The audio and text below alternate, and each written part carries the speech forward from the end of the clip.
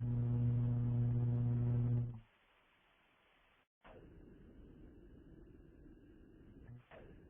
hola a todos. Vamos a hablar de las normas NFPA 20 y 25 y de cómo se aplican en México. Para eso tenemos evidentemente que hablar de la normatividad nacional, de la normatividad internacional. Concretamente nos vamos a referir en la internacional a las normas NFPA 20 y 25. Al decir que es la normatividad nacional, me refiero a normas federales como la NOM, y sabemos todos que el reglamento de construcción existe uno por municipio, por ciudad, pero la mayoría de los lugares en México hacen referencia al reglamento de construcción del Distrito Federal, sus normas técnicas complementarias y al diario oficial de la Federación. Muy en el sentido de la NFPA, si alguno de los reglamentos locales fuera del Distrito Federal piden cosas que superan el reglamento de construcción del Distrito Federal, entonces no hay duda de que se debe de aplicar aquel que más protección, más seguridad ofrezca. Vamos a hablar de la NOM 002 y de los incisos en donde hace referencia a la protección contra incendio, después de la norma NFPA 25 y después de la norma NFPA 20. Bien, antes de empezar con la plática, vamos a aclarar que lo que aquí se va a mencionar es de manera enunciativa y no limitativa. Por obviedad de tiempo no vamos a cubrir todos los aspectos de las normas nacionales o internacionales. Se necesitarían muchas más horas para cubrir por bloques cualquiera de estos. También quiero hacer la aclaración que la labor que se hace concretamente en los capítulos y en muchas de las asociaciones no es una labor profesional remunerada, es una labor altruista, es una labor voluntaria. Entonces muchas de las adopciones de normas deben de ocupar tiempo profesional de especialistas del ramo para poder llevar a cabo el aspecto técnico de las normas y no nada más el aspecto legislativo, administrativo, político, que en muchas ocasiones, como todos sabemos, nos cuesta tanto trabajo ponernos de acuerdo entre quienes hacen las leyes y entre quienes tienen la óptica de ingeniería y técnica de las leyes. Bien, quisiera también mencionar el aspecto de la industria en México. 95% de las empresas en México son microempresas. No voy a mencionar qué porcentaje de estas son familiares, pero como todos sabemos, muchas de estas son familiares. El 4% son pequeñas, el 0.31 medianas y el 0.20 grandes. No estoy mencionando las capacidades económicas, pero la gráfica sería prácticamente a la inversa. Menciono esto porque la capacidad de aplicar los reglamentos, la capacidad de llevar al pie de la letra los requerimientos de normas nacionales e internacionales se ve muy mermada al ser la gran mayoría de las empresas en México microempresas. No voy a mencionar tampoco normas de algunas otras instituciones y no por no mencionarlas quiere decir que no sean importantes. Sabemos que hay normas importantes privadas o voluntarias, de adopción voluntaria, en Pemex, en la UNAM, en el INS, en asociaciones del medio. No las vamos a mencionar en esta plática. Bien, voy a empezar por mencionar la norma 20 de la NFPA, que es la norma para la instalación de bombas, ahora se llama estacionarias. Estacionarias se refiere a que son bombas fijas, de instalación fijas en edificaciones para la protección contra incendio. Las últimas ediciones han sido la del 2010, 2007, 2003, 99 y 96. Está anunciado ya que la próxima edición saldrá en el 2013. De las que aquí estoy mencionando en pantalla, la edición última que se tuvo en español y que se hizo en México, la traducción que estuve yo a cargo, fue la de 1999. El NFPA 25 es la norma para la instalación, prueba y mantenimiento de sistemas de protección contra incendio a base de agua. Sus últimas ediciones son la 2011, la 2008, la 2002, la 98, la 95 Ya también está anunciado que la próxima edición será la norma 2014. Vamos a hablar de la NOM 002 de la Secretaría del Trabajo y Previsión Social de México, de su edición 2010, y son las condiciones de seguridad, prevención y protección contra incendios en los centros de trabajo. Las últimas ediciones, la 2010 y la previa, la 2000. Vamos a hablar, como ya dije al principio, nada más del reglamento de construcción del Distrito Federal y de sus normas técnicas complementarias de la edición del 2004. No vamos a mencionar los demás reglamentos de estados o municipios, no porque no sean importantes. Creemos que la mayoría de los municipios en el país, México, se refieren al reglamento de construcción del Distrito Federal. Sus normas técnicas complementarias son indispensables, y todo esto a través del medio oficial de comunicación, que es el diario oficial de la Federación en México. Bien, entrando ya a la normatividad nacional y al reglamento de construcción del Distrito Federal.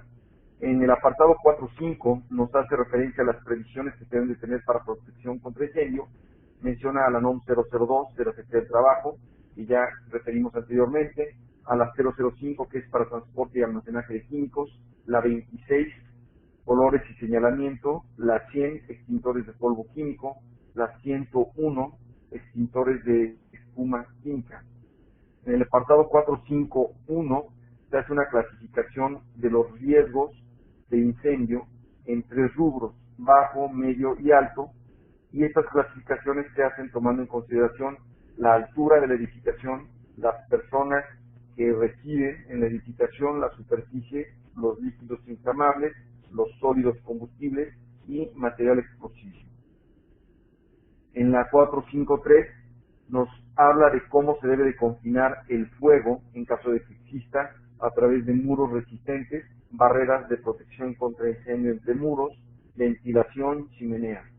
La ventilación es un tema sumamente importante. Existe una norma de la NFPA para la ventilación. Como todos sabemos, el efecto chimenea en los edificios cuando se da un incendio es la causa de la propagación o de la confinación. Entonces, los sistemas de HVAC, concretamente los de ventilación, deben de tener un procedimiento específico de operación cuando se suscita un incendio. En el apartado 4.5.5 vamos a hablar de los dispositivos de protección contra incendio en base al grado de riesgo y cubriéndolo a través de extintores, detectores, alarmas, equipos fijos que serían hidrantes, mangueras, tomas siamesas y depósitos de agua. Señalización de equipos también. En 4.5.5.3, las redes de hidrantes, nos dice que los hidrantes solo son obligatorios en el riesgo alto y los rociadores son permitidos, diríamos nosotros deseables, pero no sustituyen a los hidrantes. Lo relevante de este inciso 4.5.5.3 en esta edición es que los rociadores solo son deseables, no son aún obligatorios. Lo único que sí es obligatorio y en riesgo alto son las mangueras de protección contra incendio. En el mismo inciso, los componentes, nos habla de la cisterna, la reserva de protección contra incendio, de 2 bombas autocebantes. Como ya habíamos hablado en muchas otras ocasiones, el término autocebante no se refiere propiamente al tipo de bomba comercial que conocemos como autocebante. Es una bomba que tiene una pequeña cámara que no necesita que se llene la tubería de succión. Solo se llena la cámara y poco a poco empieza a llenarse de líquido bombeado hasta que pueda desarrollar su gasto y su carga completa. No se refiere a eso, se refiere concretamente a bombas que tengan succión positiva. Esto quiere decir que el nivel de agua sea superior al nivel de succión de la bomba. Aunque todos lo sabemos, el reglamento tal cual dice autocebante. Y esta interpretación ha causado mucha polémica y mucha discusión. Nos dice que debe existir una bomba eléctrica y una de combustión. No nos especifica si la bomba de combustión es motor de combustión a gasolina o motor de combustión a diésel. Sin que se haya especificado esto, yo diría que de unos 20 años a la fecha, el motor de combustión a gasolina ha dejado de utilizarse como unidad motriz en las bombas de protección contra incendio y prácticamente hoy en día solo se utilizan motores de combustión a diésel. Nos especifica una presión residual constante de 2.5 a 4.2 kilogramos sobre centímetro cuadrado. Es un rango muy amplio, de 2.5 a 4.2, y no especifica el punto exacto en donde debe ser esta presión residual, si es a la entrada de la válvula de la manguera, antes del cifrón de la manguera, o después del cifrón de la manguera, que ya no sería presión, sino sería nada más fuerza. Nos habla de que la red de hidrantes, la red hidráulica debe ser exclusiva para protección contra incendio, que debemos de utilizar mangueras de 38 milímetros. En caso que tengamos presiones mayores a 4.2 kilogramos sobre centímetro cuadrado, se deben de utilizar reductores de presión. También existe la polémica si el reductor es un dispositivo fijo, una placa de orificio, o un dispositivo dinámico, una válvula reguladora de presión. Existen también, si nos metiéramos más a profundidad, dos límites. El bajo 4.2, que se ha interpretado como que se utiliza placa de orificio, y el alto 8 kilogramos, en donde se utilizan válvulas automáticas reguladoras de presión. Se debe considerar que el equipo deba de tener el flujo suficiente para operar por lo menos 2 hidrantes, y nos da una idea de las tuberías que debemos de tener. 3 pulgadas de diámetro en la tubería principal, 2 pulgadas en ramales y 1,5 en arreglos terminales a hidrantes. En el 45532 nos habla de redes de rociadores, en el 45533 inhibidores, 456 señalización, 46 dispositivos de seguridad y protección. Bien, eso es lo que respecta al reglamento de construcción del Distrito Federal. Vamos a hablar ahora de la norma federal. El reglamento de construcción evidentemente nada más es de aplicación local en el Distrito Federal. La NOM es una norma oficial mexicana, es de aplicación federal. En el inciso 4 nos define algo muy importante, que es la autoridad del trabajo laboral, la STPS, Secretaría del Trabajo y Previsión Social, pero lo relevante de este punto 4 es que ya nos menciona quién es la autoridad con jurisdicción con respecto de la NOM 002. Recordarán muchos que las normas NFPA siempre piden identificar a la autoridad con jurisdicción, platicar de manera proactiva con ellos para ver cuáles son los requerimientos, la interpretación y quién es la figura que va a evaluar que las instalaciones cumplan con lo estipulado en las normas.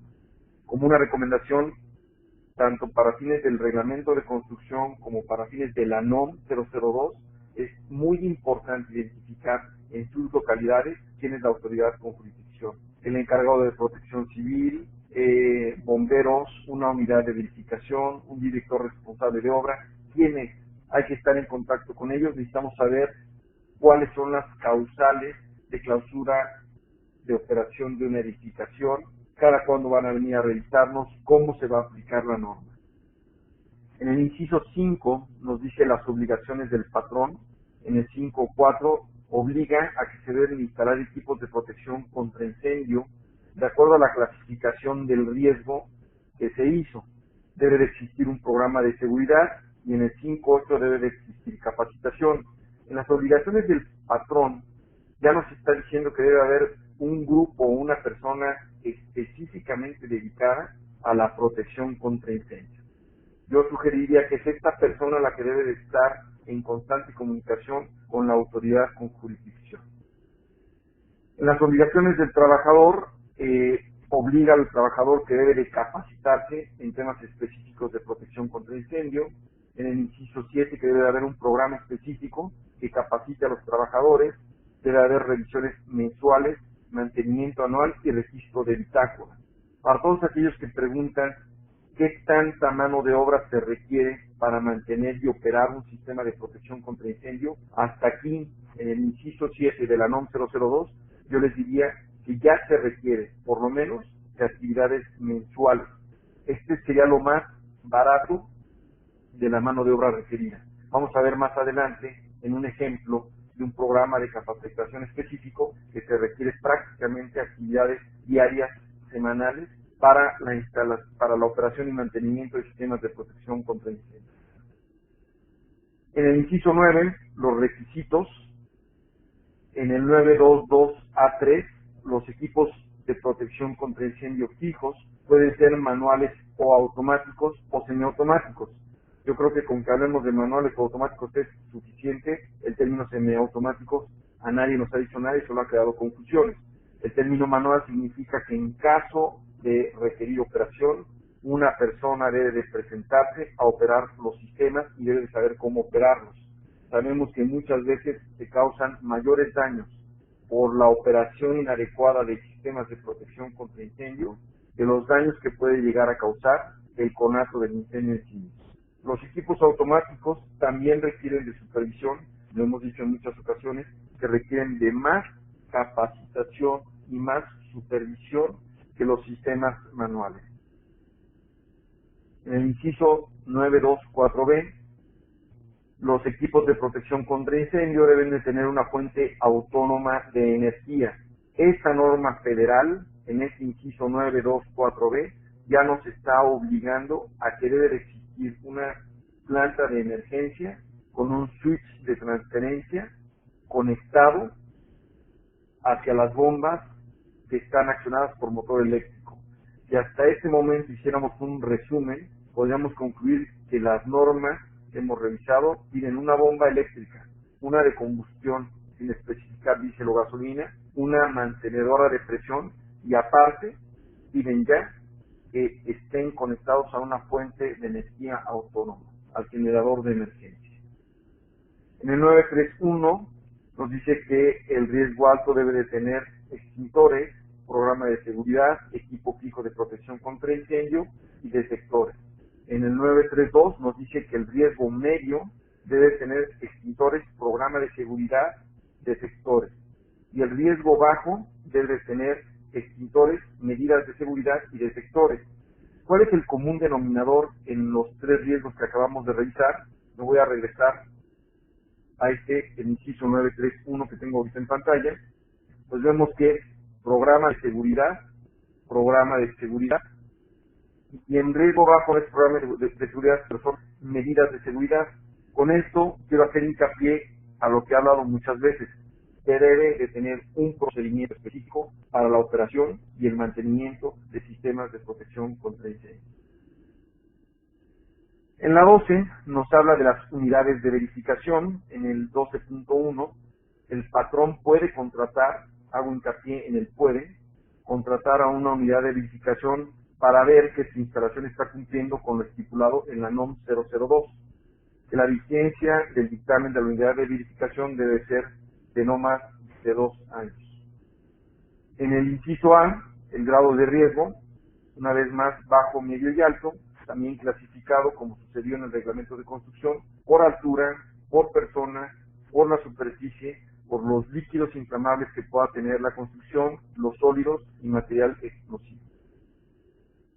En el inciso 14 nos hace referencia a bibliografía, recomienda a la NFPA, a la Organización Internacional del Trabajo, a las normas técnicas complementarias de aspecto laboral, a los términos de referencia para los programas de protección civil, y yo diría que operativamente los programas y los términos de referencia de protección civil es a lo que más debemos de tener cuidado y con lo que más debemos estar en comunicación. En el punto 14E hace referencia a una fundación MASFRE con sus términos de 1997. ¿Por qué? No lo sé, pero bueno, esto se encuentra en internet disponible, los términos de la fundación MASFRE de 1997. En el 15 sigue saliendo todavía el texto que no existe ninguna referencia a normas internacionales por no existir, diría yo, la labor en el momento en que se editó la NOM 002. Entonces, solo hace referencia, me regreso a la diapositiva anterior, en la bibliografía en el punto 14, a la NFPA, pero no hace adopción de ninguna de las normas de la NFPA en los modos que conocemos. Pues voy a repetir que sería por referencia, por licencia o por transcripción. En la guía de referencia de sistemas fijos de protección contra incendio nos dice que es un complemento que no es obligatorio y nos habla de las redes hidráulicas, de la necesidad de una memoria de cálculo y de una reserva exclusiva para protección contra incendios. Voy a detenerme un poco en el inciso 2.1.b a la memoria de cálculo. Muy a menudo nos encontramos que las instalaciones de protección contra incendio no tienen información ASBIR, no tienen los planos, no tienen memorias de cálculo, no tienen manuales, no tienen fichas técnicas de los equipos. Parte del procedimiento de operación y mantenimiento de sistemas de protección contra incendio, evidentemente es tener toda esta información a mano, conocerla y saber cómo se operan los equipos. Nos dice que la reserva de contraincendio debe ser por lo menos de 2 horas o de acuerdo al grado de riesgo, al área, a la dotación por metro cuadrado y mínimo 20 metros cúbicos. Esta es una controversia muy importante contra la NFPA porque el área que considera es incluyendo no solo piso, sino piso, paredes y techo. El número que resulta de la reserva contra incendio es muchas veces más grande que lo que prevé la NFPA. En muchas obras ha sido necesario discutir esto con la unidad verificadora, con la autoridad con jurisdicción, para que finalmente se llegue a un consenso de que lo que hasta ahorita pide en la NOM 002 es un número muy alto para reserva de agua para protección contra incendios. Nos habla en el 2.1.e de sistemas de bombeo.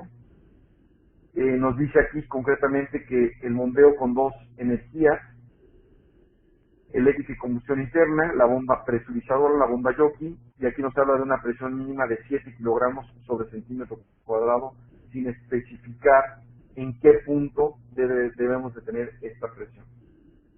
Bien, ahora con respecto a la normatividad internacional vamos a hablar de la norma 25.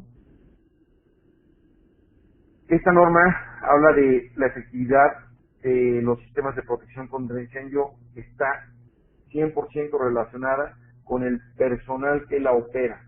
Buenos equipos de protección contra incendio que tengamos instalados no quiere decir que tengamos un buen sistema de protección contra incendio. Si no lo saben operar, si no lo saben mantener, esto no nos garantiza tener buenos sistemas. Buenos sistemas de protección contra incendio sí requieren de buenos equipos. Yo adicionaría que también requieren de personal capacitado en su operación.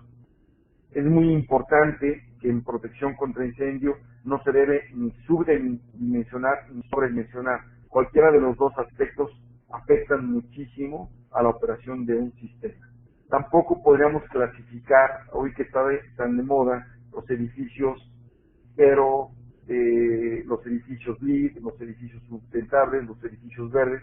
No podríamos nosotros clasificar al sistema de protección contra incendio como un equipo que pretendamos que ahorre energía, que sea dentro de los puntos LEED. La protección contra incendio se debe de tratar completamente diferente de todos los aspectos energéticos. Un buen proyecto de protección contra incendio no necesariamente concluyó en un buen sistema.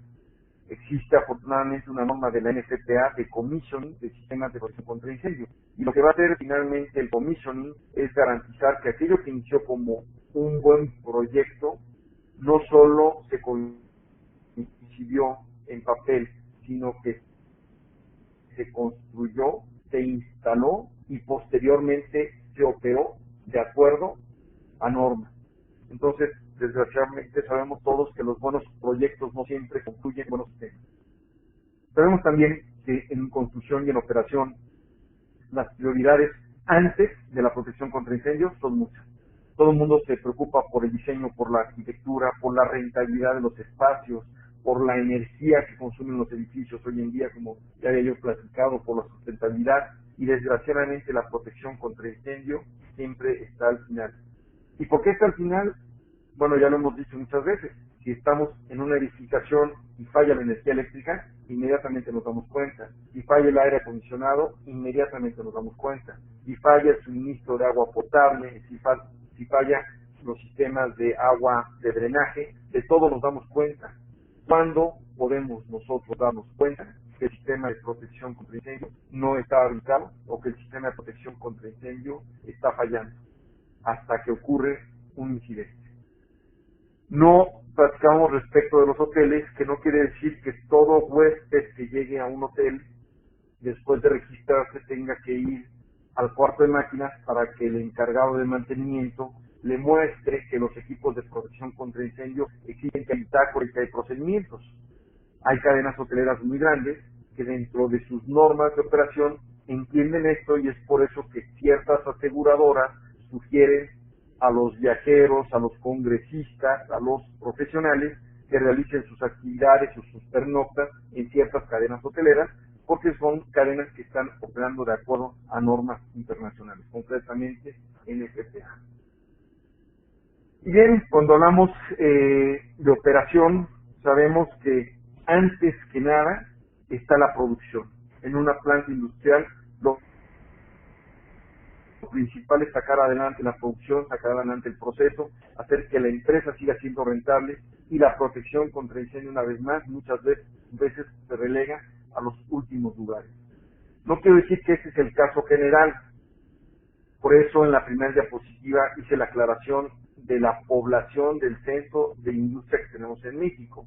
Evidentemente, industrias medianas y grandes sí tienen el aspecto de protección contra incendio en lugares muchísimo más altos, pero la realidad, siendo el 95% de la industria y de las empresas en México microempresas, la protección contra incendio, mal dicho, en muchas ocasiones es un lujo. Bien, nos habla de que los sistemas automáticos requieren más operación, requieren de más capacitación que los sistemas manuales. Yo muchas veces he dicho que no importa cuál sea tu sistema, si es o no de acuerdo a normas NFPA, familiarízate con tu sistema, aprende a operarlo, abre una manguera, ve lo que es operar una manguera, ve lo que es que se dispara un rociador, párate frente a un motor de combustión interna para que veas cuando arranca, cuando para, el calor que genera, el escape que esté perfectamente conducido. Entonces es muy importante familiarizarse con la operación de los sistemas de protección contra incendio. Nos dice que los sistemas automáticos no son obligatorios. Si no fueran obligatorios, evidentemente se requiere de personal 24/7 que esté al pendiente de los sistemas cuando se les pueda requerir. Bien, estadísticas, y las voy a referir evidentemente a la NFPA, y la mayoría de las estadísticas son de Estados Unidos. 90% de los sistemas de protección contra incendio mueren vírgenes, muy al estilo de Estados Unidos, que los edificios tienen una vida útil finita.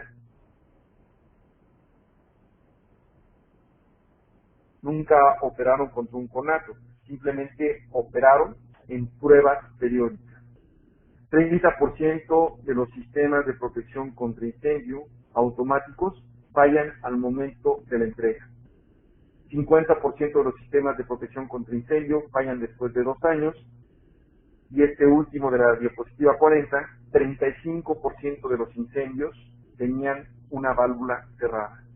El conato se volvió un incendio importante porque en 35% de las ocasiones existía una válvula cerrada. Hay otro dato que no viene aquí mencionado, pero la mayoría, también por estadística del NFPA en Estados Unidos, la mayoría de los incendios en Estados Unidos se apagan con 1 o 2 rociadores máximos. Lo menciono esto en contraste, me regreso a la diapositiva 40, lo menciono en contraste porque un sistema de protección contra incendio con un solo rociador es capaz en la mayoría de las ocasiones de apagar un incendio. Significa que este sistema estaba en operación adecuada, con personal adecuado, y no con lo que estamos mencionando, los problemas que se suscitan en esta diapositiva 40 de las fallas, de las estadísticas. En protección contra incendio no es suficiente tener un personal de mantenimiento que sabe de calderas, que sabe de tratamiento de aguas, que sabe de instalaciones eléctricas, que sabe de máquinas, turbomáquinas. Se requiere personal capacitado específicamente para protección contra incendios. Se debe de tener disciplina normativa. En algunas ocasiones me han dicho decir que se requiere de disciplina castrense para la operación y mantenimiento de sistemas de protección contra incendio.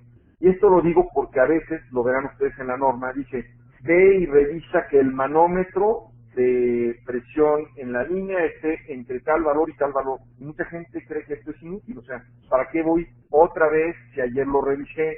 Bueno, no importa. Si dice que lo tienes que hacer, lo tienes que hacer. Todo esto se maneja a través de formatos, a través de vistas de verificación y, vuelvo a repetir, la capacitación y la disciplina debe ser normativa. Debemos de ser específicamente capacitados para protección contra incendios. Un técnico para protección contra incendio sin práctica no solo no es un técnico limitado, no es un técnico de protección contra incendios. No sabe qué significa una manguera con sobrepresión, no sabe qué significa una tubería tapada, no sabe qué significa una máquina de combustión interna sobrerevolucionada, un escape con fugas de combustión. En las edificaciones, bueno, la ocurrencia sabemos que tanto en la industria como en la construcción comercial son más comunes los accidentes de trabajo, los accidentes de los residentes, que los incendios. Pero también sabemos que la afectación es inversa.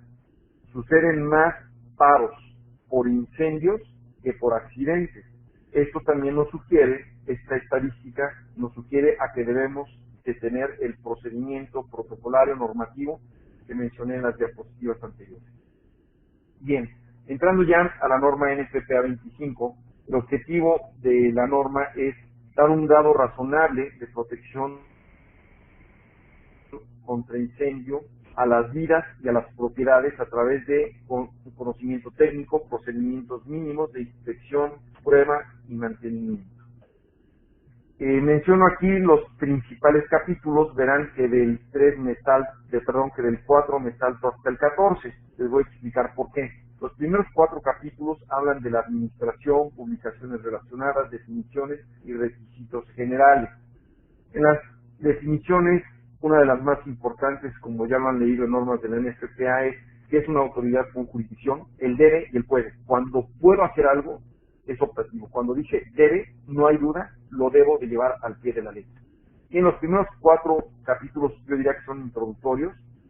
Después nos saltamos al 14 y 15, que son las investigaciones por obstrucciones en tuberías, que se ha hecho mucho trabajo al respecto. Hay muchas tuberías que después de no operarse se tapan y cuando se requiere que trabajen para apagar un incendio, están obstruidas. Y el capítulo 15, todas las desactivaciones, todo el procedimiento que debe de seguir el personal para cuando va a deshabilitar el sistema de protección contra incendios. Y bien, del capítulo 5 al capítulo 13 son los temas medulares de el NFPA 25. Voy a entrar ahorita a ellos. En los apéndices tenemos el A, material aclaratorio, el B, muchas veces me han oído decir que con que llevemos a cabo los formatos para inspección, prueba y mantenimiento, sería ya un paso importante. Ahí vienen todos los formatos sugeridos, que hay que llenar, que hay que medir, cuándo hay que medirlo, cómo hay que medirlo, si es una prueba que va a destruir el equipo, si es una prueba que necesita tirar agua o no tirar agua. En C, las posibles causas de problemas en los equipos de bombeo. En D, las investigaciones sobre obstrucciones. Y en E, la referencia de información. Entrando a los temas medulares de la norma 25, se dividen todos los temas en 5 aspectos principales. Describe qué es el sistema, cómo se debe inspeccionar, cómo se le da mantenimiento, qué pruebas se deben de hacer y por último, qué bitácora, qué registro debo de llevar yo de los sistemas. Estos 5 puntos se van a repetir ahora sí para los capítulos que me salté. Y estos capítulos son 5 sistemas de rociadores, 6 sistemas de columnas de manguera, 7 tubería de servicio privado de incendio, 8 bombas de incendio, 9 tanques de almacenamiento de agua, 10 sistemas fijos de pulverización de agua, 11 sistemas de rociadores de agua de espuma y agua, 12 sistemas de niebla de agua, 13 válvulas, componentes de válvulas y sus accesorios. Me voy a regresar a la diapositiva 48 que pongo ahorita en pantalla. Esto quiere decir que habrá instalaciones que no van a aplicar en sus procedimientos de mantenimiento, por ejemplo, el capítulo 5, porque no tienen rociadores, pero sí van a aplicar el capítulo 6, el capítulo 7 y el capítulo 8, porque están relacionados, el 9 también, el 10 es posible que no lo apliquen porque no tienen sistemas de pulverización, el 11 tampoco, el 12 tampoco y el 13 sí. Con esto quiero decirles que el NFPA 25 se aplica de acuerdo a cada instalación y por eso viene dividido por capítulo. ¿Qué tanto personal se requiere para aplicarlo? Depende de cada una de las instalaciones. Voy a mencionar al final de la presentación algunos ejemplos de cómo se cuantifica la mano de obra del personal requerido. Bien.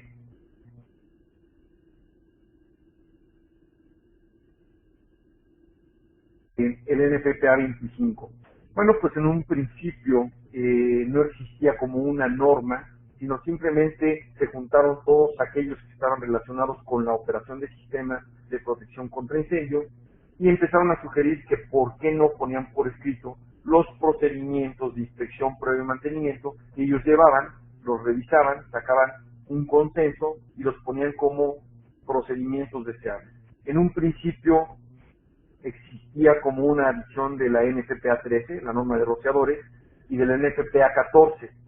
Después se convirtió por su importancia en una norma independiente, en la norma NFPA 25. Desde la segunda edición ya se habla del estudio de obstrucciones en tuberías. Sabemos que el famoso MIC, que salió hasta la cuarta edición, la corrupción microbiológica o el lodo o este moco que se llega a formar en las tuberías, es causa de que muchas de las cabezas de rociadores, cuando el fusible se revienta, no descarguen agua. ¿Por qué? Porque están taponeadas. Entonces, desde la segunda edición se tomó conciencia de que las obstrucciones en los sistemas de protección contra incendio a base de agua causan muchos problemas. En el inciso 4 me habla de los requisitos generales. El más importante serían los registros. Los registros e inspecciones deben de estar siempre a disposición de la autoridad. Yo más aún diría que sin que la autoridad con jurisdicción llegue a pedirlos, la bitácora de mantenimiento es indispensable tenerla siempre a mano. Cuando llegamos nosotros a una obra, lo primero que pedimos es déjame ver tus registros. ¿Cuándo fue la última vez que le cambiaste el filtro de aire, el filtro de aceite? ¿Hiciste cambio de aceite en la máquina de combustión interna? ¿Cuándo probaste con flujo de agua? ¿Cuándo utilizaste mangueras? ¿Cuándo hiciste prueba hidrostática? Todo esto es indispensable tenerlo siempre a disposición y en un formato congruente y repetible, diría yo. No se vale que en una de las ocasiones se haga una carta tipo minuta, y en otra se utilice un formato, y en la tercera alguien decidió que ni la primera ni la segunda eran las buenas y hizo un formato diferente. Seamos congruentes y consistentes con los registros que se llevan. Los registros originales deben de guardarse durante la vida del sistema. Los registros subsiguientes deben de guardarse por periodo de un año. Se imaginarán ya muchos que ya aquí están entrando aspectos de las aseguradoras. Las aseguradoras piden por eso que se apliquen las normas NFPA, porque es el procedimiento formal. Ellos pueden en cualquier momento, si la instalación está protegida y operada de acuerdo a NFPA, pedir estos registros y saben que deben de estar y con qué antigüedad. Nos habla en el 4.3 de las pruebas. Nos dice que después de que se haga una prueba, el sistema debe de restaurarse inmediatamente. Si vamos a hacer una prueba contra incendio y yo tengo el hotel a toda su capacidad, con congreso, con restaurantes llenos, hombre, debo de notificar que estoy haciendo pruebas contra incendio y que por un periodo finito el sistema está deshabilitado. Si es necesario que pida yo respaldo al departamento de bomberos, si es necesario que yo notifique a la autoridad con jurisdicción, el hotel está a su máxima capacidad y yo ahorita tengo el sistema deshabilitado por pruebas o por falla, por lo que sea, ¿no? Tomar precaución antes de entrar a espacios cerrados. Quise hacer mención especial de este punto 471 porque muchas fatalidades han sucedido cuando entramos a espacios confinados. El cuarto de máquinas muy a menudo no tiene la ventilación adecuada, tiene mucho calor, las temperaturas en cuartos de máquinas son muy altas, hay que cuidar de no deshidratarse. Los escapes de las máquinas de combustión por lo general pueden presentar problemas, si existen fugas, Podemos minimizar que no pasa nada en estar en un cuarto de máquinas que tiene gases de combustión presentes y sin que nos demos cuenta, después de unos minutos podemos desvanecernos e inmediatamente después vienen las fatalidades. Por eso quise hacer hincapié en este punto 471. Las normas de primeros auxilios de rescatistas, de primeros auxilios internacionales, siempre dicen, si vas a dar primeros auxilios antes de que entres a un espacio confinado, revisa que tienes normas de seguridad. Revisa que tienes ventilación adecuada, que no esté inundado, que no haya electricidad, que no te vas a quedar atrapado antes de que entres. Entonces, por eso quise ser muy reiterativo en este punto 471. El 473, tomar precauciones y riesgos por inundaciones o por ahogamiento. En el 5 nos habla, como ya habíamos dicho, de rociadores. En el 5.4 del mantenimiento. El 5.411 nos dice que debemos de tener un stock mínimo de rociadores de acuerdo con el tipo, el estilo, el diámetro, el factor K, el coeficiente de descarga, la nominación de temperatura, el revestimiento y las características especiales. A todos aquellos que tienen duda de cuántos debo de tener, bueno, la norma en el inciso 5 te dice clasifícalos de cuántos tipos tienes en tu instalación y te dice cuántos debes de tener de cada uno de ellos. En el capítulo 6 nos habla de tuberías y mangueras. En el 6.3 las pruebas que se deben de hacer. Muy importante, la prueba hidrostática debe de ser mínima a 200 libras. 200 libras son aproximadamente 14 kilogramos sobre centímetro cuadrado. O si fuera tu presión de operación mayor de 200 libras, debe ser a tu presión de operación más 50 libras por un periodo mínimo de 2 horas. Trabajar sistemas con 200, 250 libras, 300, 320 libras, no es juego de niños. Es presión muy alta, cualquier fuga, cualquier reventón de tubería puede causar problemas importantes y se debe de ser muy cuidadoso en las pruebas. En el 6.323, medir la presión de prueba en puntos bajos. En el 6.4.1, en caso de que utilicemos mangueras, también nos dice, hay una norma específica para el manejo de mangueras, de que después de que se utilizaron, se deben de secar, cómo se deben de almacenar. En el capítulo 7, las tuberías privadas de protección contra incendio. En el 7.1.2, las válvulas y conexiones se deben de probar de acuerdo a lo previsto en el capítulo 12. En el 7.1.3, aquí es lo que yo les decía, las mangueras se deben de manejar de acuerdo a la norma 1962 de la NFPA. El capítulo 8, a lo mejor uno de los más extensos, porque estamos hablando de máquinas. De todo lo previo, anteriormente estamos hablando de equipos. En el capítulo 8 ya estamos hablando de máquinas. Máquinas que convierten energía, concretamente eléctrica en hidráulica, o de química, de combustión en hidráulica, si se trata de motores de combustión interna. En el 8.1.2 nos dice que debemos de considerar que la bomba no es nada más la cabeza de la bomba o la parte húmeda que se le llama muy a menudo el wet end. La bomba, parte de la bomba integral es el acoplamiento, la válvula eliminadora de aire en caso de que exista. Sabemos que el aire es el enemigo número 1 de las bombas. Tenemos aire atrapado en la bomba. Puede ser que la bomba esté cebada, que la bomba esté en automático, que todo esté en perfectas condiciones. Pero si yo tengo aire atrapado en la bomba no va a poder desarrollar ni su presión ni su gas. Indicadores de presión positiva y negativa, por eso es el manómetro vacuómetro, para ver si estamos en presión negativa, qué tan negativa está, y es muy clara la norma en donde se puede permitir presiones negativas. Yo les diría que para fines prácticos, en un sistema de protección contra incendio, todas las presiones deben de ser mayores de 0. Válvulas de alivio o de recirculación, no para sistemas de protección contra incendio con intercambiador. Ya sabemos que una bomba que opere a gasto cero puede llegar a dañarse, por eso se necesita una válvula de alivio para recirculaciones mínimas. En el caso de las bombas de protección contra incendio accionadas por motor diésel, que tienen intercambiador de calor, el intercambiador de calor que utiliza agua de la bomba cumple con esta función de garantizarle a la bomba una recirculación mínima de agua para que ésta no se dañe. En el 8.3.1, las pruebas semanales automáticas sin flujo de agua. En el 8.3.1.2, que se debe probar mínimo el contraincendio eléctrico por 10 minutos, el diésel por 20 minutos, el 8321, el personal calificado siempre debe estar presente durante la prueba.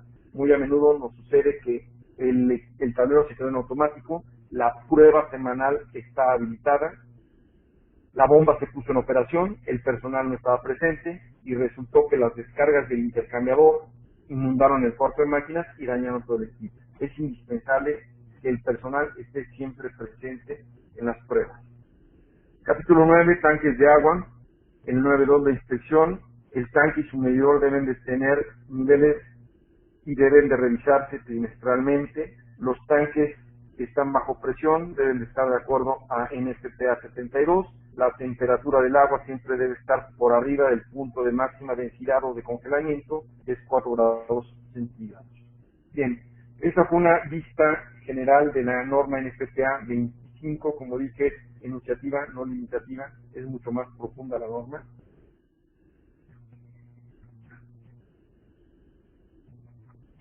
Perdón, y para hablar por completo de la norma hay que recurrir a un taller de la norma o una certificación de la norma. Bien, vamos a hablar ahora de la norma NFPA 20, que es la norma para bombas de protección contra incendio, últimamente llamada bombas estacionarias, instalación de bombas estacionarias de protección contra incendio.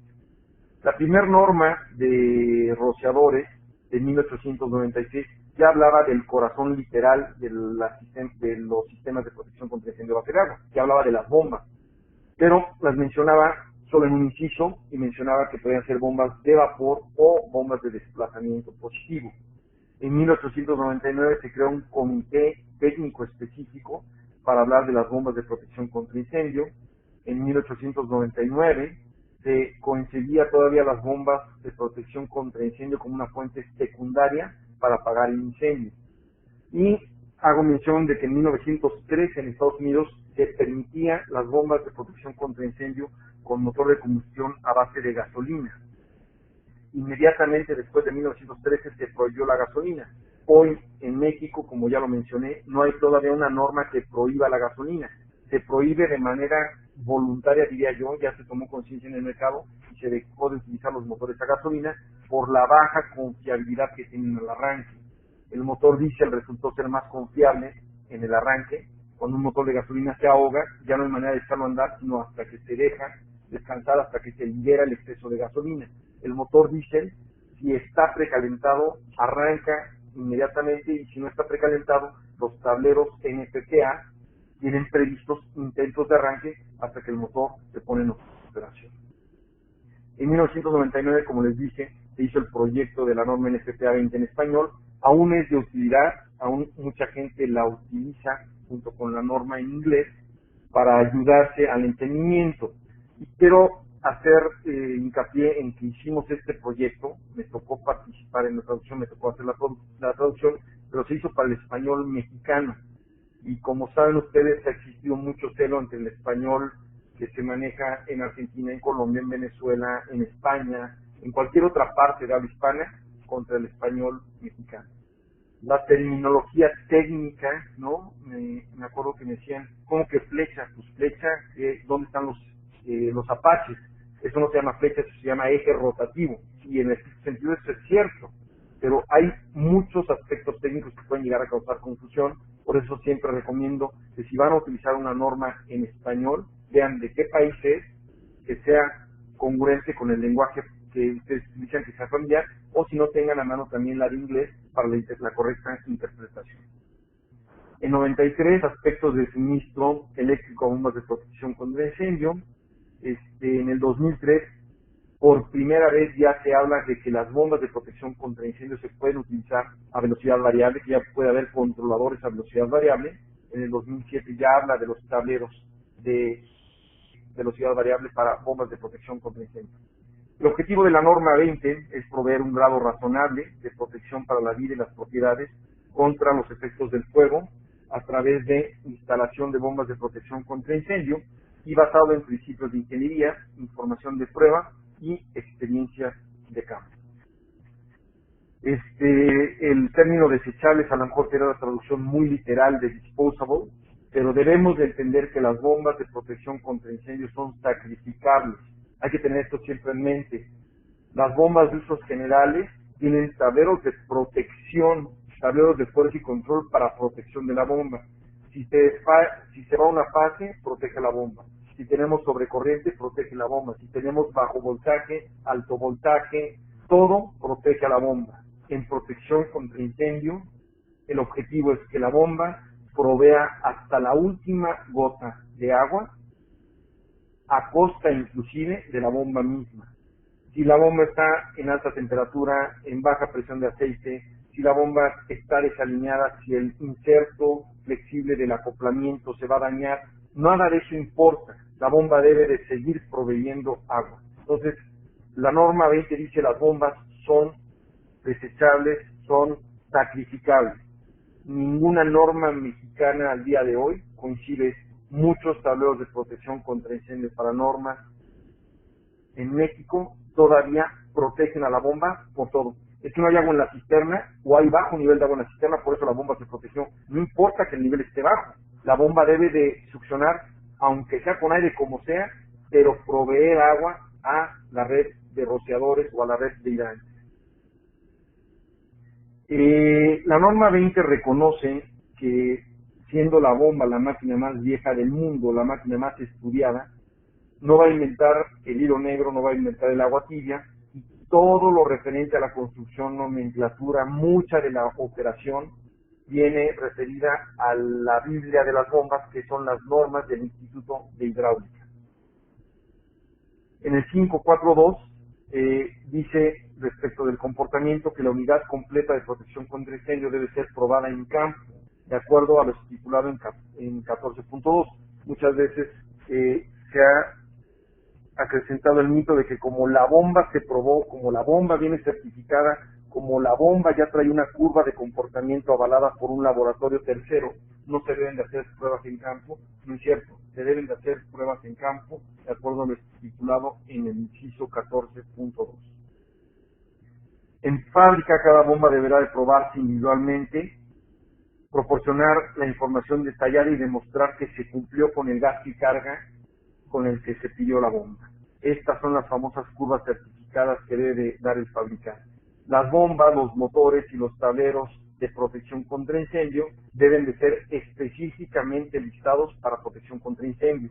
Sabemos que el laboratorio UL lista muchos componentes eléctricos, pero hay un apartado específico para protección contra incendio. Entonces, no es suficiente con que tengan sellos de UL y de PM, deben de ser específicos para protección contra incendio. En tuberías y accesorios, un punto muy importante es que dentro de los 50 pies de tubería corrientes arriba, de la brida de succión de la bomba, es muy importante que las válvulas sean de vástago saliente, para que de manera visual nosotros podamos ver que las válvulas están abiertas y no cerradas. Otra ventaja de las válvulas de vástago saliente es que son de acción lenta. Contra una válvula de mariposa de cuarto de vuelta, si nosotros intentamos cerrar una válvula de mariposa de cuarto de vuelta con una tubería que tiene flujo, que tiene una velocidad determinada de agua, si nosotros logramos cerrarla de manera súbita, se va a dar un golpe de ariete importante. Esto nos ha sucedido en muchas ocasiones y causa daños el golpe de ariete. Sabemos que por regla el golpe de ariete puede desarrollar una presión entre 7 y 10 veces la presión existente en la línea al momento de actuar la válvula. Nos menciona que aunque las succiones de las bombas sean positivas, aunque el nivel de agua sea superior al eje de succión del tubo, se deben de instalar platos o placas antivórtice para que las bombas no succionen aire. Esto nos va a ayudar a que el nivel de agua puede bajar mucho y la bomba puede seguir succionando agua. El objetivo, como lo muestra las normas del Instituto de Hidráulica, es que la velocidad en el claro de succión sea baja para evitar la formación de vórtices. Nos habla de que las bombas presurizadoras, las bombas jockey, deben de proveer un gasto mayor al rango de goteo. Existe una regla de cuántos galones por minuto de fugas o goteo deben de considerarse por cada n metros de tubería lineal. La presión debe de ser evidentemente mayor a la presión nominal de las bombas principales, de la eléctrica y de la diésel. Debemos de tener cuidado, en esta diapositiva 61 se muestra una bomba vertical multietapa, son bombas muy eficientes, muy compactas, pero son bombas que tienen presiones de cierre, presión shoot-off, mayores a la presión de trabajo, tangiblemente mayores. Entonces podría ser el caso que una instalación que tenga presión de cierre de 200 libras, la bomba jockey pudiera sobrepresurizarla más allá del 40% previsto. En este caso debemos de tener válvulas de alivio o presiones de cierre de shoot-off perfectamente consideradas. Y si la bomba tiene retardadores al paro, puede ser que la bomba, repito el ejemplo de las 200 libras, si la bomba jockey va a parar a 220 libras, hombre, decimos que no hay ningún problema porque está dentro de límites. Pero si tiene un retardador al paro y origina que las 220 libras, cuando se le mandó el corte, no para la bomba, sino que sigue operando después de un minuto de retardo, entonces las 220 libras se puedan volver 300 libras y esto nos afecte a la instalación. No debe de utilizarse las bombas principales, esto es la eléctrica o la de combustión interna, como bombas sostenedoras de presión o como bombas para relleno de fugas. No queremos que las bombas principales operen para reponer gastos derivados de fuga. Por eso se debe tener una bomba jockey dedicada. Algunas excepciones, la figura que se muestra aquí en la diapositiva 73, como pueden ver, es una bomba con descarga en línea de centros, muy parecida a las bombas ANSI, con carcasa autosoportada. Pusimos esta diapositiva porque estas bombas son capaces de ventear el aire de manera positiva, de manera natural. Quiere decir que la lengüeta de descarga, la voy a señalar aquí con el puntero, esta lengüeta de descarga es la parte superior de la carcasa, no hay ninguna parte superior aquí que pueda atrapar el aire. Entonces, la excepción son precisamente estas carcasas, no necesitan válvula eliminadora de aire, tienen la capacidad de eliminar el aire naturalmente. No sucede así con las bombas centrífugas, succión al extremo de descarga radial o con las bombas de carcasa bipartida. Estas bombas pueden atrapar el aire y por eso necesitan válvulas eliminadoras automáticas. El acoplamiento flexible permite que tengamos nosotros el acople, lo señalo aquí con el puntero del mouse, es el elemento que une a la unidad motriz al motor con la bomba. El acople se dice que es flexible porque debe de absorber desalineaciones angulares, paralelas y axiales, hasta cierto grado. Hasta hace unas pocas normas, el acople de la bomba era de elemento flexible, el inserto era de hule. Entonces podía ser que el acople se dañaba, el elemento se rompía y la bomba ya no operaba. Hoy en día, aunque la bomba esté desalineada, aunque el acople se dañe, aunque el inserto se dañe, debe de seguir transmitiendo la unidad motriz movimiento a la bomba para proveer agua. En bombas de turbina vertical debemos de tener mucho cuidado con la sumergencia. Con el puntero del mouse estoy aquí señalando el nivel mínimo de sumergencia. La traducción dice nivel mínimo de agua estancada, y este nivel es para evitar que entre aire a la bomba. En bombas de pozo debemos de ser muy claros y pedir al contratista de pozos, de preferencia que sea una gente especializada en pozos, que haga las investigaciones pertinentes respecto de la confiabilidad, el aforo, la agresividad que pueda tener el líquido, los sólidos que pueda contener. Las bombas de desplazamiento positivo ya ahora, en la última norma, deben de ser listadas para protección contra incendio. Sabemos que las bombas de desplazamiento positivo se utilizan solo para la adición de concentrados de espuma y son bombas de desplazamiento positivo porque los concentrados son líquidos viscosos que tienen tanto viscosidad como gravedad específica diferente al agua. Por ser bombas de desplazamiento positivo y tener la capacidad de succionar, no quiere decir que no debamos de cuidar el NPSH. En estas bombas, el NPSH disponible debe de ser mayor que el requerido, por lo menos en 5 pies. Nos habla también la norma 20 que para todo lo eléctrico debemos de referirnos al Código Nacional Eléctrico, al NFPA 70E, al artículo 695, para investigar acerca de motores y fuentes. Ya dicen también las últimas normas de la NFPA 20 que los motores eléctricos deben de cumplir con NEMA en el apartado NEMA, motores generadores 1, en el apartado MG1, de diseño desde NEMA B y superiores, y que deben de ser específicamente para protección contra incendios. También nos dice que los tableros de las bombas principales, la eléctrica y la de combustión, deben de ser específicamente listados para protección contra incendio. Aquí en esta figura, este es el tablero de la bomba jockey, el tablero de la bomba eléctrica, el tablero de la bomba diésel. El tablero de la bomba jockey todavía no pide que sea específicamente listado para contra incendio. Eso es opcional. Algunas de las características de los tableros de control, por ejemplo el interruptor de circuito, los medios de desconexión, es que debe de sostener el 300% de la corriente a plena carga del motor, por lo menos por un periodo de 30 minutos. Ningún tablero de protección de bombas de usos generales tiene esta característica.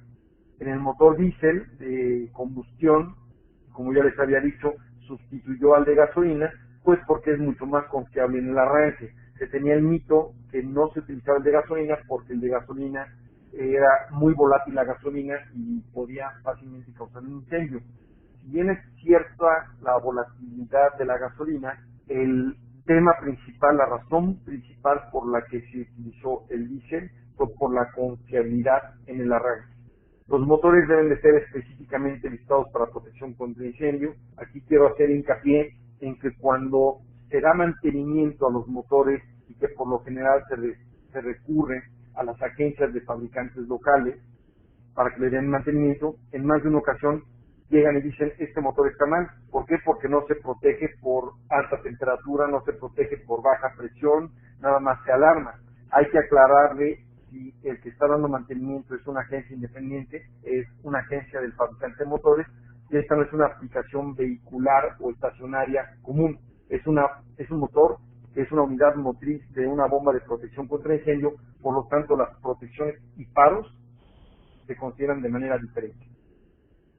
Recordemos que todos los motores, por ser máquinas de combustión interna, están nominados, todas sus curvas, toda su información técnica está referida a condiciones ideales, a nivel del mar, a la presión barométrica del nivel del mar y a una temperatura específica. Cualquier motor que opere a alturas mayores del nivel del mar y a temperaturas mayores de las de prueba debe de degradarse su potencia, debe de considerarse que va a perder potencia por altitud y por temperatura de acuerdo a la norma SAE. Sí está permitido que los motores de combustión interna se enfríen por radiador. En mucho tiempo existió un mito que no podían ser de radiadores. Sí pueden ser de radiadores.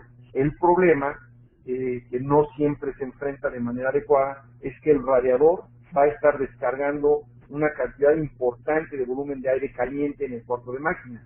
Ese aire se debe de conducir, la norma dice que se debe poner un ducto al radiador, perdón, para sacarlo fuera del cuarto de máquina. Se permite también una ventilación adecuada en base a cambios de temperatura. Por lo general, los diseñadores de HVAC que saben de ventilación pueden auxiliarnos en los cambios requeridos con los ductos, en las presiones máximas en ductos para ventilar adecuadamente los cuartos de máquina. Un motor de combustión interna por radiador que no tenga ventilación adecuada, eventualmente el motor fallará por sobretemperatura. El intercambiador de calor no causa estos problemas porque estamos utilizando agua de la línea para enfriar el motor. En el tablero de protección contra incendio del motor diésel tenemos alarmas y señalización, y digo alarmas y señalización y no paro. Vamos a señalizar que hay baja presión, que hay alta temperatura, que hay falla de arranque, pero no vamos a parar el motor por estas condiciones, solamente lo vamos a señalizar. Las condiciones son diferentes si se trata de prueba. Cuando hay un conato, yo quiero que la bomba siga operando aunque tenga baja presión o alta temperatura, pero si estoy en prueba, sí sería deseable que no dañe yo el motor por baja presión o por alta temperatura. Entonces, el procedimiento es diferente bajo prueba que bajo operación. La única falla que origina paro en motores de combustión interna es la sobrevelocidad. La bomba, de acuerdo a las leyes de afinidad de las turbomaquinarias, por cada 10% que se aumenta la velocidad de un motor, puede originar una sobrepresión derivada del cuadrado, o sea, por cada 10% de incremento de velocidad, la presión aumenta el cuadrado del 10%, o sea, 21%. La sobrevelocidad puede originar sobrepresiones, fugas y daños que no origina el conato o el incendio. Por eso es la única causal de paro. En caso de falla de la batería con indicador, también se puede utilizar dos baterías para arrancar el motor de manera local o de manera remota. Bien, esta fue la plática. En resumen, hablamos de la normatividad nacional, de la normatividad internacional, del reglamento de construcción. Insisto, por favor, refiéranse a los reglamentos de construcción locales y sobre todo a la autoridad con jurisdicción. Son ellos quienes les van a decir: quiero por favor que tu instalación esté de acuerdo a nacional, internacional, voluntaria, institucional o reglamentos. Hablamos de la NOM 002, de la NFPA 25 y de la NFPA 20. Esta conferencia que estamos dando va a estar disponible en el canal de videos GIMEX de YouTube para post-reproducción por si alguien lo quiere consultar. Bien, les pongo aquí mis datos. Soy José Luis Frías. Aquí están mis dos correos por si alguien quiere contactarme respecto de alguna duda. Antes de terminar, quisiera yo brevemente mostrarles la cuantificación de mano de obra de un programa de mantenimiento NFPA 25. Aquí en esta tabulación tenemos listadas todas las actividades, una descripción general de la actividad, sobre de qué equipo se realiza, con qué frecuencia debe de realizarse de acuerdo a NFPA 25 y cuál es el índice al que debemos referirnos. Por ejemplo, la actividad 3, que aquí estoy mostrando, debemos de referirnos al índice 8222A. La descripción de la actividad está aquí en la columna G. El tiempo requerido por la actividad, cuántas veces se hace por año de acuerdo a NFPA, y aquí se cuantifica cuántas veces lo debo de aplicar. Esta hoja es única y exclusivamente para el capítulo 8 de bombas de protección contra incendio y de una instalación en particular. Entonces pueden ver que para esta instalación que se hizo la cuantificación y la bitácora del trabajo requerido. Podemos ver que, por ejemplo, para la primera semana del año se requieren de 33 horas de mano de obra, y aquí está indicado en cada día cuánta mano de obra se requiere.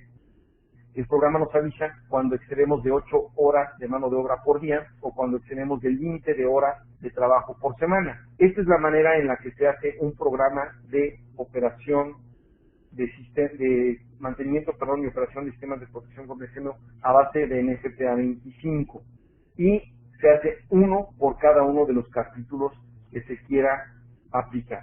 Hay dos maneras: que un tercero lleve todo este contrato de operación y mantenimiento, o el personal propio de operación y mantenimiento de las instalaciones se capacite y certifique en NFPA 25, en la norma completa o en los apartados que a cada uno le interesen, como mencioné en un inicio.